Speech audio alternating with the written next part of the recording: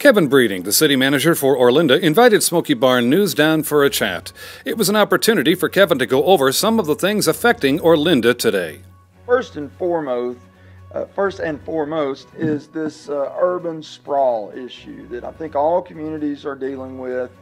It's a problem that no one seems to have a magic bullet to, but as time goes on, we're all growing. We know that. So what we're trying to do is to make sure that we grow in the places and in the ways that we want to grow, as opposed to when land becomes available anywhere in the city, a developer scoops it up, puts as many houses as you can on as small of a space as possible, and maximizes income. That's what we really don't want to see happen if we can help it. So we're trying to put things in place to control both the kind of development, the volume of development, and the type of development.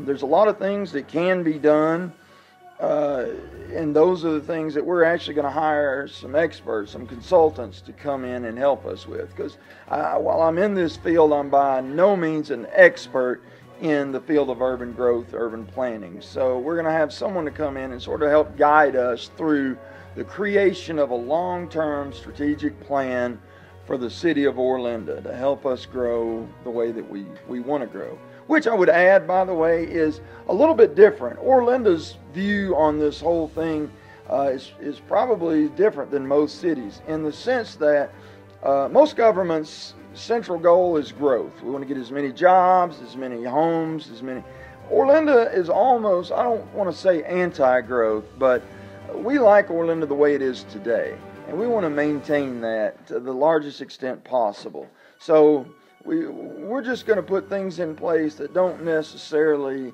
enhance the ability to dramatically grow Orlinda, because that's just not what we want to see. People come here because it's a rural, beautiful community. We want to preserve that, preserve the farmland to the extent possible. So that's sort of the main issue that we're dealing with. A couple other things that we mentioned today: the public library. We've seen a dramatic groundswell in the number of people that are using it. I think part of that, a large part of that, is the fact that we've begun to offer high-speed internet service. And at a time when internet costs are skyrocketing, more and more people just can't afford it at home. And so we're finding that they want to come to the Orlinda Library at any given time. You'll see a waiting list. We've had to put time limits and those kind of things. But that's a problem that we're happy to have. We're glad to see that people are using a service that we offer and are appreciating it. So we're going to continue to do that. In fact, we got an offer today from Commerce Bank just at this meeting as an example of some of the productive things that can come from this, to provide us with another computer, which will be a huge benefit to the city, because that'll help that waiting list get a little shorter, hopefully. So the use of the library is increasing. These urban growth, our playground, we've just spent almost $40,000 on it, and it looks like we're going to be spending considerably more to build a gazebo. So enhancing the recreational services for the people of Orlinda is a big part of what's going to be coming for us in the coming year. Paving, not a real sexy thing to talk about, but it's one of those realities that drives our budget.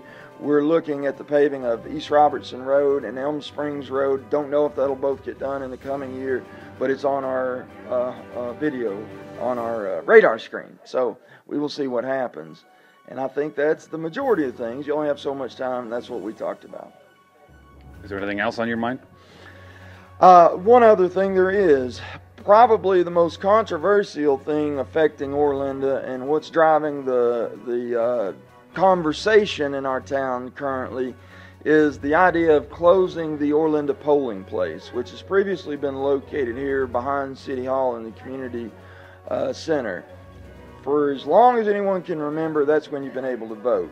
The Election Commission has decided, apparently, without telling us, without consulting us, not that they have to, but we just thought it would have been a courteous, expeditious thing to come and talk to us. But they've made the decision to close our polling place and tell everybody that lives in Orlinda just to go to Cross Plains.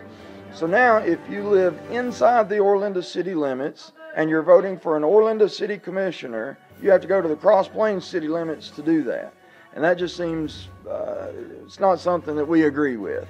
We have had a conference call with Kathy Helmsley, the election commissioner, Not sure that's her title, but she runs the day-to-day office there. And we've communicated with, by phone, a couple of their commissioners.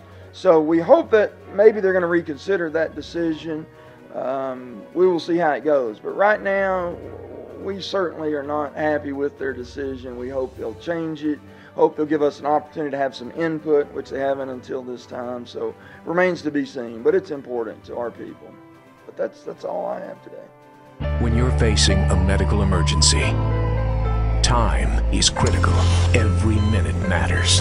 And today, time is on your side because Northcrest Medical Center is ready 24/7. We have the experience and expertise to act decisively and the leading-edge technology crucial for life-saving surgery, letting you get back to the life you love.